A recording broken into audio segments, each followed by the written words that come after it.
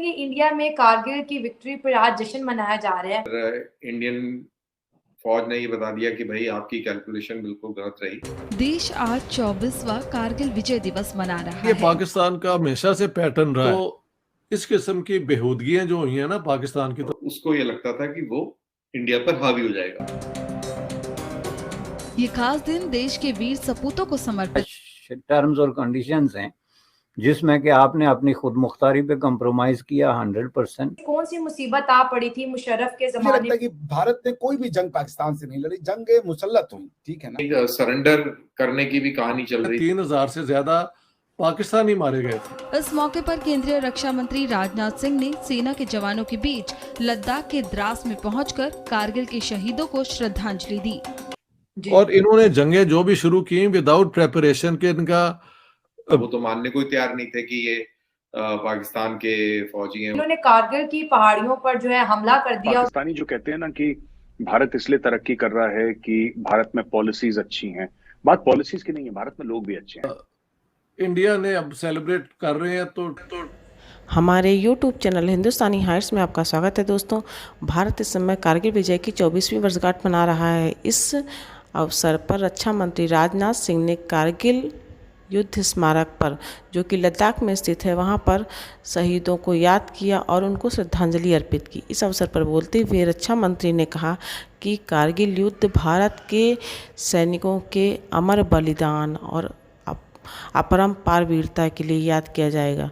भारत ने विपरीत परिस्थितियों में लड़ते हुए विजय हासिल की और पाकिस्तान को करारा जवाब दिया। पाकिस्तान के लिए यह दिन राष्ट्रीय रुदन का है, क्योंकि पाकिस्तान ने भारत के पीठ में छुरा घोंपा था। पाकिस्तान ने भारत के द्वारा बढ़ाए गए मदद के हाथ के बदले में पीठ में खंजर डाला था और उसका उसे वो करारा जवाब मिला जिससे आज तक वो उबर नहीं पाया है। 26 जुलाई पाकिस्तान का राष्ट्रीय रुदन दिवस है। पाकिस्तान को कितना करारा जवाब दिया गया था कि वो आज तक दोबारा ऐसी कोई काम करने की हिम्मत नहीं कर पाया। परवेज मुशर्रफ को ये लगा था कि ये काम करके वो 71 का थोड़ा सा बदलाव उतार पाएंगे, क्योंकि और उसको ये लगता था कि वो इंडिया पर हावी हो जाएगा, लेकिन ऐसा हुआ नहीं। और वहां पर इंडियन फौज ने ये बता दिया कि भाई आपकी कैलकुलेशन बिल्कुल गलत रही, और उनको बुरी तरह बेइज्जती कर उनको हार का सामना करना पड़ा। वो तो मानने को तैयार नहीं थे कि ये पाकिस्तान के फौजी हैं। वो तो कहते थे कि ये मुजाहिदीन हैं, यानी कि आतंकवादी हैं, और उन्होंने कब्जा किया हुआ है। लेकिन सारी पोल खुल गई। मेरे ख्याल से, मेरे को अगर याद हो, उस पाकिस्तानी फौजी का नाम राहत अली था या निहायत अली था, कोई ऐसे अली था वो, नॉर्दर्न लाइट इन्फेंट्री का, जो कि प्रिजनर ऑफ वॉर बना और उसने हॉस्पिटल से इंटरव्यू दिया था।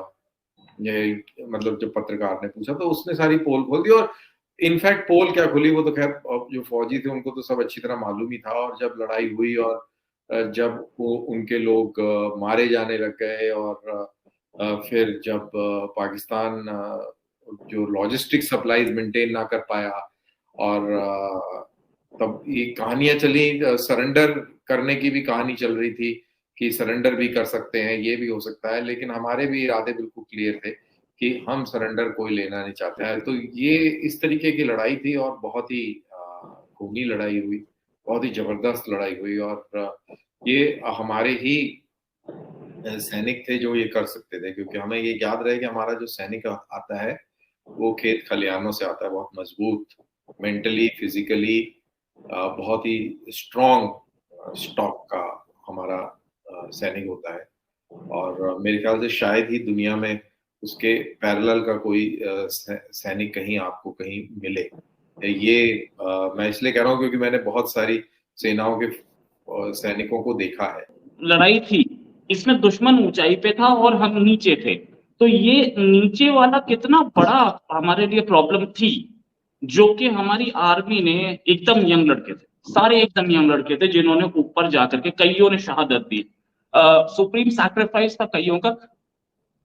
कितना टफ काम था ये, ऊपर दुश्मन ने नीचे से चढ़ना। गोलियां चला रहा था, बम वर्षा हो रही थी, और हमारी तरफ से भी हो रही थी, और ऐसी में आप लड़ाई लड़ रहे हैं, और लड़ाई लड़ नहीं रहे हैं, लड़ाई जीत रहे हैं।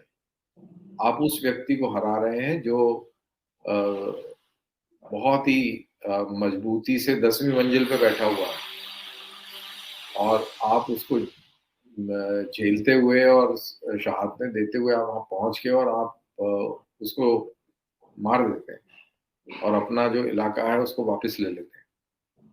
तो ये है, अगर आपको इससे समझ में आया हो कि कितनी मुश्किल होगी, तो आप पाकिस्तानियों को खुद के इरादे पे शक रहता है। ये उसकी आदत है, ये उसकी बीमारी है, और